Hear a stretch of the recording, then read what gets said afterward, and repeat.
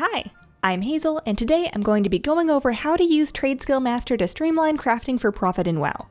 We'll cover how to navigate and understand the TSM profession window, setting up and executing a crafting operation, and gathering the mats that you need quickly. I'll also show you how the Destroying window makes milling, prospecting, and disenchanting a snap.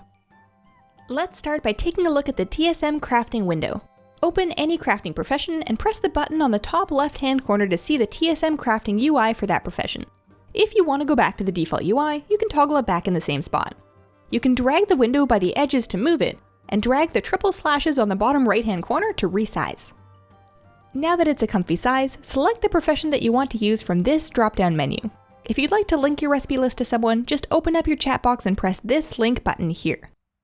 Next, you can search your known recipes in the search box here. If you want to browse recipes that you don't know yet, you'll still need to go back to the default tab.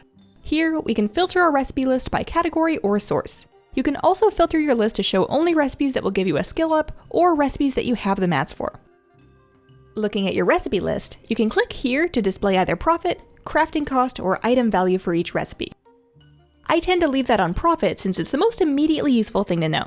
If you can sell the item for more than the price of the mats, then that profit is what you see next to each recipe here. You can start to see how this comes in handy. To change the cost and selling price that TSM uses to calculate profit, go into the Options menu of TSM, then Crafting. I set the default material cost to DB min buyout myself, so that I only see profit on items that I can feasibly craft right now. Next, let's say your guildie needs a Word of Haste enchant for his ring, and you want to just make it and be done. Search for what you need at the top, and click Q to add 1 to the queue. If it's green in the queue, then you have the mats in compressed craft next to make it and be on your way. If it's orange, then you're missing some materials and you'll need to pick those up first. If he needs a couple of different enchants, you can add them all to the queue and it'll show you a list of all the materials you need right here. Next, let's make a crafting operation to automate the process of deciding what to craft when you just want to sell stuff for profit on the auction house. Open up TSM, then go to Operations, the Crafting tab, and we'll make a new operation. Let's call this one Craft Enchants for Auction. Set the minimum and maximum restock quantity. For enchants, I'm fine with crafting just 1 to sell, so I'll have the min restock quantity at 1. If this operation was for food, I might set that to 20 so I'm not crafting partial stacks to sell. Under max restock quantity, I'm going to have 3. That's the most of any one enchant that I'm willing to have on hand at a given time. For crafted gear, you might want that at 1. If you're crafting food or potions, you might set that to 40, 60, or even 100. Next, we set the minimum profit. This is the least amount of gold that you're willing to get out of selling an individual item. For enchants, I'm going to set this as max 50 gold, 15% crafting, so that my minimum profit is either 50 gold or 15% of the crafting cost, whichever comes out higher. You can customize this differently in each crafting operation for items that you want lower or higher margin on. Crafted gear, for example, is harder to sell, so a tailoring operation might want a higher minimum profit than an alchemy or a cooking operation.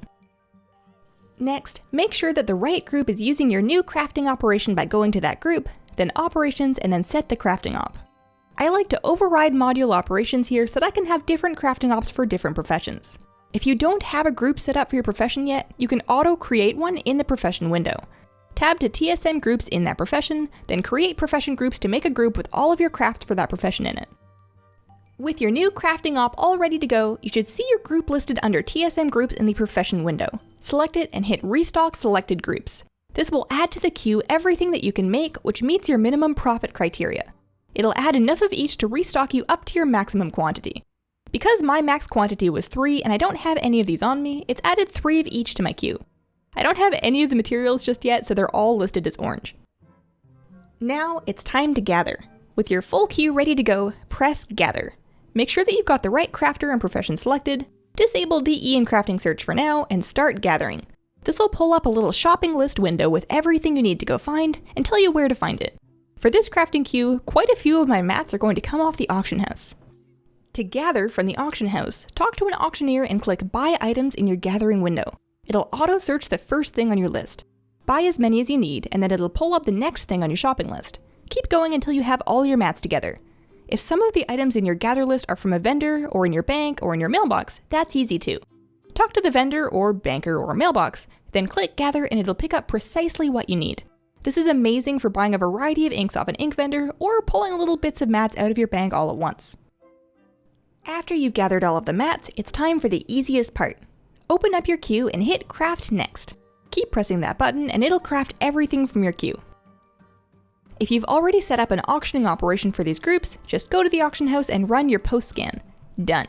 If you don't have an auctioning op set up yet, check out my TSM selling guide to be walked through it.